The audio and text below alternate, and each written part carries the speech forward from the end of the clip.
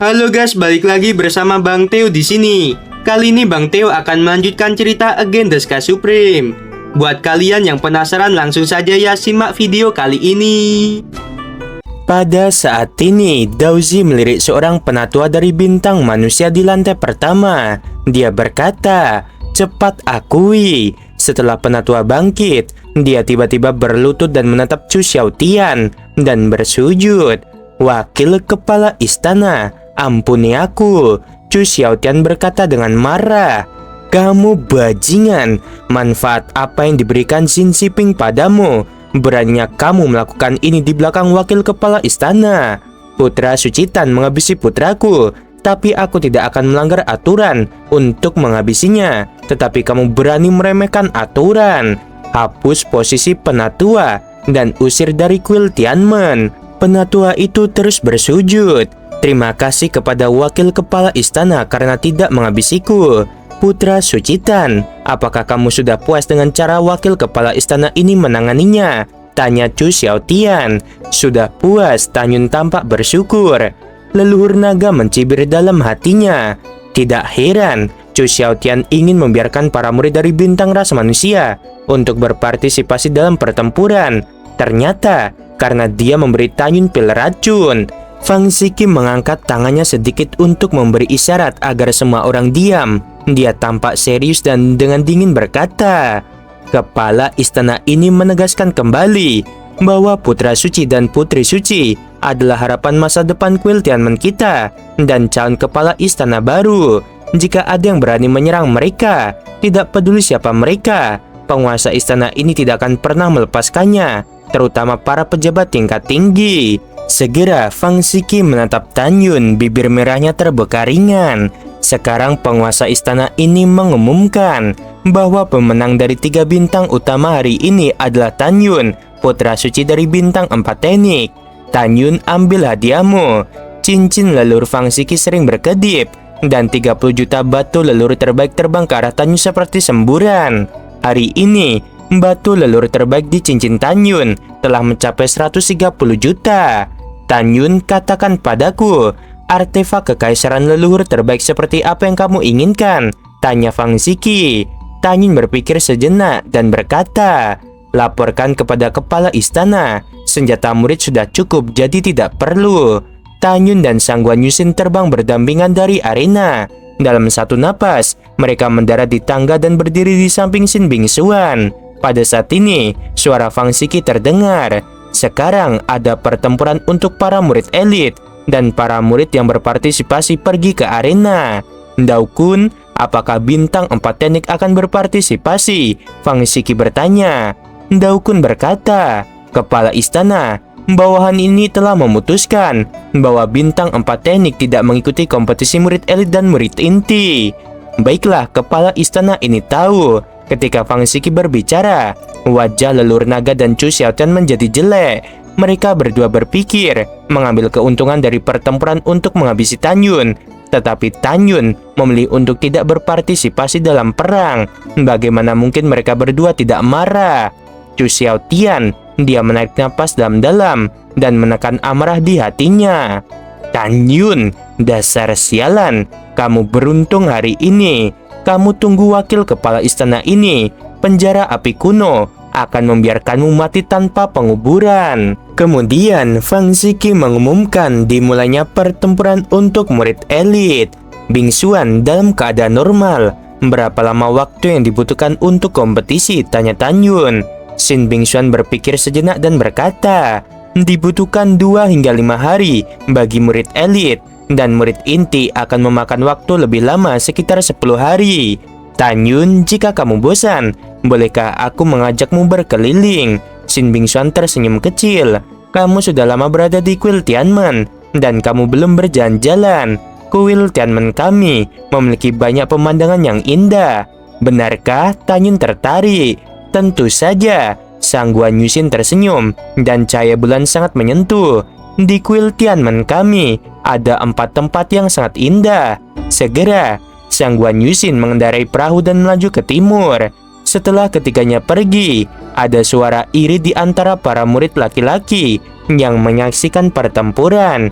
Mereka membahas bagaimana Chu Wuhan sudah mengejar Xin Bingxuan selama bertahun-tahun. Mendengarkan diskusi para murid laki-laki, Chu Wuhan gemetar karena marah. Jika kepala istana dan para pejabat tinggi lainnya tidak ada, dia benar-benar ingin merobek mulut mereka yang berbicara tentangnya. Chu Wuhan mengepalkan tinjunya erat-erat, fitur wajahnya yang tampan sedikit bengkok. Setelah kematian Tan Yun, Xin Bingxuan cepat atau lambat kamu akan menjadi milikku. Begitu juga denganmu Sang Guan Yuxin. Meskipun Chu Wuhan tidak pergi ke penjara neraka api, dia menemukan seseorang untuk menghabisi Tan Yun. Ketika Chu Wuhan merenung, Song Chen yang tidak jauh darinya menunjukkan kehilangan yang tidak tersamar di matanya. Chu Wuhan tiba-tiba menoleh, menatap Song Chen dan berkata, "Kamu bajingan yang tidak berguna. Kekuatanmu lebih tinggi dari Tan Yun, dan kamu juga lebih tampan dari Tan Yun. Tapi lihat, Tan Yun dan Bingxuan hanya saling kenal sama 90.000 tahun, tapi mereka tidak dapat dipisahkan. Sementara kamu, aku membencimu." Song Chen menarik napas dalam-dalam dan berkata, "Chu Wuhan, siapapun yang ingin bersama Bingxuan itu takdirnya." 6 hari telah berlalu. Sang Guan Yuxin mengendarai perahu, membawa Tan Yun dan Xin Bingxuan ke Dongting Shenzhou. Di tepi danau, Sang Guan Yuxin sepertinya memikirkan sesuatu. Dia menatap Tan Yun dengan mata meminta maaf. "Tan Yun, terakhir kali aku berada di Tanzhou, aku salah paham dan melakukan sesuatu padamu. Hari ini, aku secara pribadi akan memanggang beberapa makanan untukmu. Kamu dan Bingxuan tunggu di sini." Sang Guan Yuxin terbang menuju pegunungan. Di samping danau, Xin Bingxuan berdiri memandangi sosok Sang Guan Yuxin yang pergi dengan tatapan yang agak rumit di matanya. "Mungkinkah dia seperti diriku, juga menyukai Tan Yun? Apa yang kamu pikirkan?" Tan Yun menginjak rumput dan duduk di tepi danau.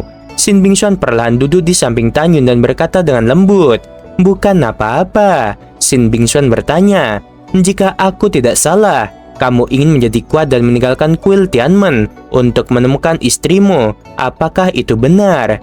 Tan Yun mengangguk dan berkata, "Aku adalah suami Subing. Masuk akal bahwa 500 tahun yang lalu, ketika aku mengetahui bahwa dia berada di wilayah Dewa Benua Timur, aku seharusnya pergi kepadanya." Dengan suara yang menyenangkan, Sang Guan Yuxin membawa seekor bangau dan terbang ke tepi danau. Bangau ini jika dipanggang, rasanya akan lezat. Mata indah Xin Bingxuan menunjukkan kegembiraan. Sang Guan Yuxin tersenyum. "Tan Yun, tunggu sebentar. Aku akan membuatkanmu." Tan Yun yang sedang duduk di tepi danau muncul di samping Sang Guan Yuxin dan berkata dengan lembut, "Kesalahpahaman hari itu telah diselesaikan, jadi biarkan aku yang memanggangnya." Dengan mengatakan itu, Tan Yun mengambil bangau Dongtian dari tangan Sang Guan Yuxin.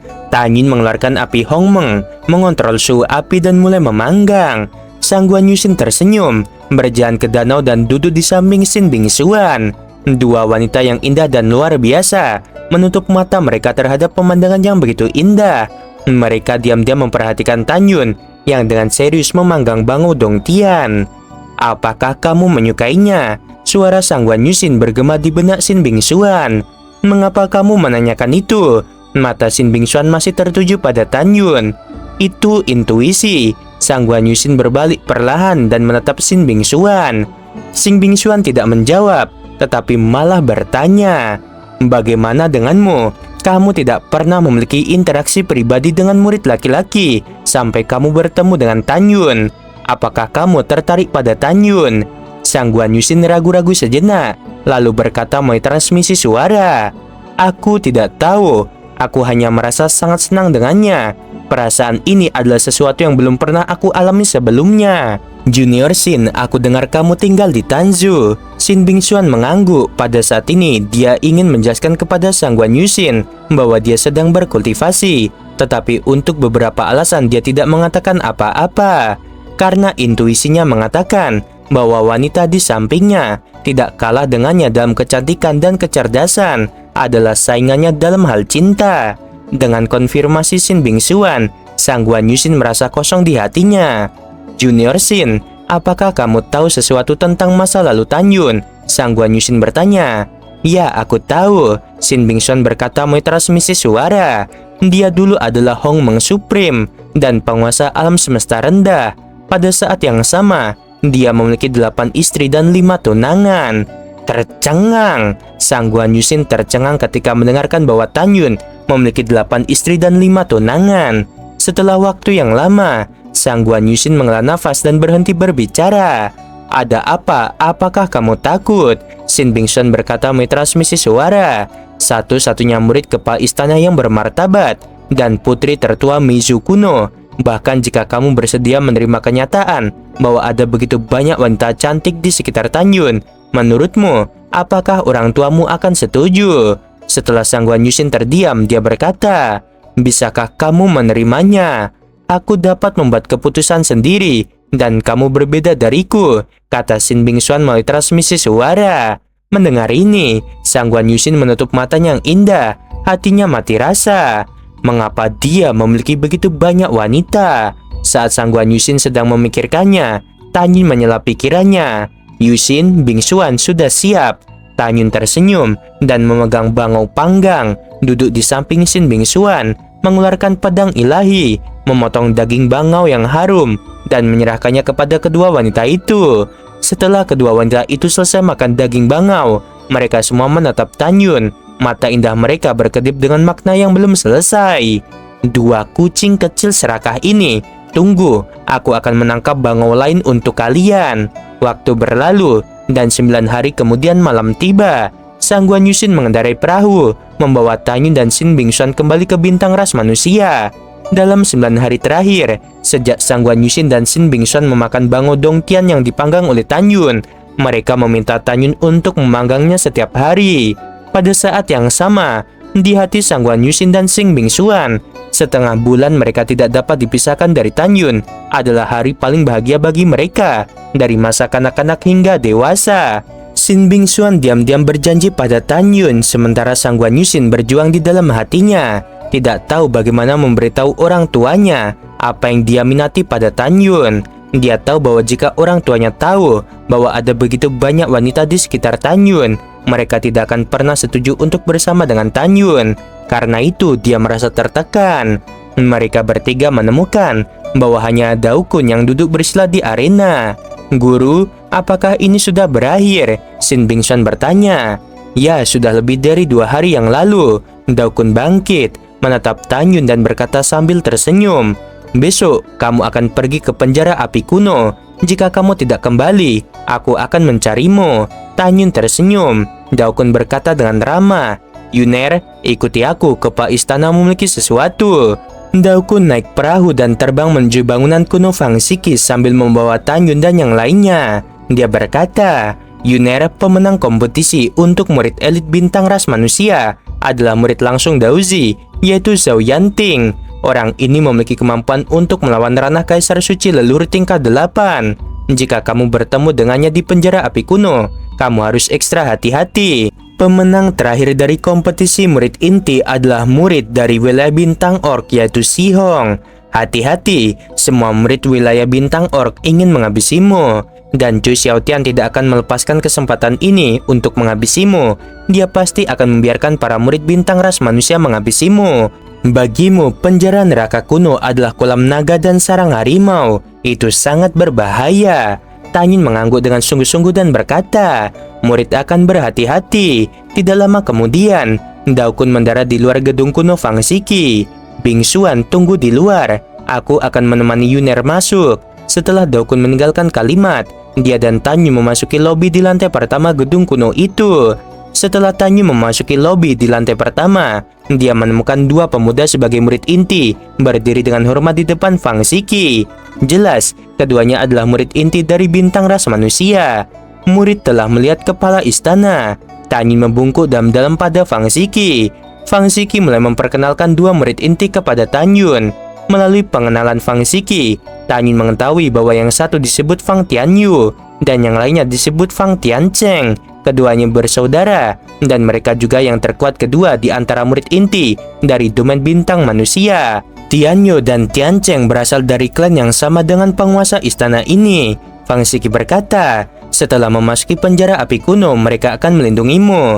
Mendengar ini, Tanyun mengangguk untuk menunjukkan pengertiannya, lalu mengepalkan tinjunya ke arah keduanya dan berkata, "Terima kasih kedua senior." Fang Tianyu dan Fang Tiancheng tertawa. Fang Xiki berkata dengan sungguh-sungguh, "Ingatlah untuk melindungi Tanyun apapun yang terjadi. Apakah kalian berdua mengerti?" "Jangan khawatir, Kepala Istana." Murid ini bersumpah untuk melindungi Tanyun. Kedua bersaudara itu berkata dengan keras, "Baiklah, Kepala Istana ini percaya pada kalian." Fang Xiki tersenyum puas. Pagi hari selanjutnya, kali ini Fang Xiki secara pribadi akan memimpin 120.000 murid, ditemani oleh 3 orang suci tertinggi untuk pergi ke penjara api kuno. 3 orang suci tertinggi yang menemaninya adalah Daozi, Si Billy, dan Daokun. Bawahan telah melihat kepala istana. Daozi, Daokun, dan Si Billy, mereka membungkuk dam-dam kepada Fang Xiki yang berdiri di depan mereka. Para murid bertemu dengan kepala istana. Dalam gelombang pasang teriakan, semua murid berlutut pada Fang Xiki, kecuali Tanyun yang tidak perlu berlutut karena statusnya sebagai putra suci. Fang Xiki melirik para murid dan suara surga terdengar. "Apa yang dikatakan penguasa istana selanjutnya? Kalian harus mengingatnya. Pertama kali ini, selain 120.000 murid yang memasuki penjara api kuno di istana kami, Sekte Elysium dan dinasti Lelur Shizu juga akan mengirim 120.000 orang. Sejak 60 juta tahun yang lalu, kuil Tianmen kami dan 2 kekuatan lainnya selalu menyimpan dendam. Jangan mengambil inisiatif untuk menimbulkan masalah dengan 2 kekuatan utama di penjara api kuno. Tentu saja, jika mereka dengan sengaja menimbulkan masalah, kalian tidak perlu takut. Kuil Tianmen akan mendukung kalian. Tentu saja, penguasa istana ini akan memberikan hadiah lain kepada mereka yang mendapatkan dan menyerahkan benih api sebagai kompensasi. Jika ada yang menyembunyikan benih api, aturan istana akan menanganinya. Apakah kalian mengerti?" Semua murid berkata serempak, "Murid mengerti." Pada saat ini, Tanyun mengerutkan kening dan berkata kepada Fang Xiki, "Kepala istana, murid ini sangat membutuhkan api." Tanpa menunggu transmisi suara Tanyun selesai, Fang Xiki menyuarakan suaranya dan berkata, "Aku memberimu izin untuk mendapatkan benih api di atas peringkat kasar leluhur tanpa menyerahkannya." Murid mengucapkan terima kasih kepada kepala istana, kata Tanyun melalui transmisi suara. Sama-sama.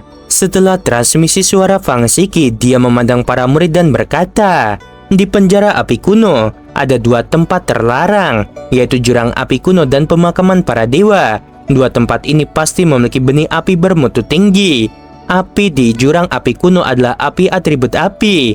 Kalian lakukan sebisanya. Sayang hidup kalian. Menara api penuh dengan api tipe S. Suhunya sangat rendah. Jangan sombong. Ingatlah bahwa setiap saat, tidak peduli godaan apapun yang kalian hadapi, kalian tidak boleh mempertaruhkan nyawa." Semua murid menjawab dengan hormat. Murid mengerti. Setelah Fang Xiki meminta semua orang untuk bangun, cincin leluhur di antara jari-jarinya menyala, dan seberkas cahaya putih terbang keluar, berubah menjadi perahu. "Ambil slip batu Gyo ini peta penjara neraka kuno, dan bersiaplah untuk berangkat." Daokun memandang para murid bintang 4 teknik, dan suara yang tidak perlu dipertanyakan lagi terdengar di benak semua murid. "Kalian semua di penjara api kuno. Kalian harus hidup dalam harmoni. Jika menghadapi musuh asing, kalian harus bersatu." Para murid berkata melalui transmisi suara. "Kami mengingatnya dengan jelas." Fang Xiki mengendarai perahu seperti sambaran petir raksasa. Kecepatannya sangat cepat, sehingga Tanyun menjadi terkejut. Waktu berlalu, dan 4 bulan telah berlalu dalam sekejap mata. Ngarai dan puncak yang menjulang tinggi berdiri di antara langit dan bumi itu sangat mengejutkan. Di kedalaman Ngarai, ada ngarai raksasa yang disebut ngarai kuno. Ngarai ini dikatakan sudah ada sejak lama, dan tidak ada cara untuk memverifikasi berapa lamanya. Fang Xiki yang telah terbang selama setengah tahun mengemudikan perahu ke ngarai kuno. Setelah 1 jam, dia tiba di bagian terdalam ngarai kuno. Pada saat ini, 2 pria tua sedang duduk di sebuah kuil. Salah satunya seorang lelaki tua yang agak sederhana mengenakan jubah hijau, adalah pemuja terkenal dari dinasti Lelur Shizu. Namanya Helian Mengde. Orang ini adalah kakak tertua leluhur naga dan memiliki status yang sangat tinggi dalam dinasti Lelur Shizu. Pria tua berjubah abu-abu lainnya dengan tubuh sedikit gemuk dan sepasang mata segitiga adalah kepala sekte dari sekte Elysium saat ini. Namanya Hu Yanzhang. Hu Yanzhang bangkit sambil tersenyum, mengepalkan tinjunya ke arah Fang Ziki yang tampak seperti berusia 28 tahun dan berkata, "Aku belum melihatmu selama 300.000 tahun dan gaya kepala istana Fang masih sama. Senang bertemu denganmu." Meskipun Fang Ziki membenci Hu Yanzhang di dalam hatinya, namun dia masih tersenyum. Fang Ziki turun dari perahu dan sudut roknya terbang ke menara. Dia mengepalkan tinjunya ke Helian Mengdi dan berkata, "Pemuja agung, aku belum melihatmu selama bertahun-tahun." Helian Mengdi tersenyum. "Oh ya, menurut waktu yang disepakati, pintu masuk ke penjara neraka kuno dibuka kemarin. Kamu terlambat. Jadi orang tua ini dan kepala sekte Huyan memberikan murid-murid kami masuk terlebih dahulu. Adapun jumlah orang yang masuk, kamu dapat yakin bahwa dinasti leluhur Shizuku dan sekte Elysium berjumlah 120.000 orang."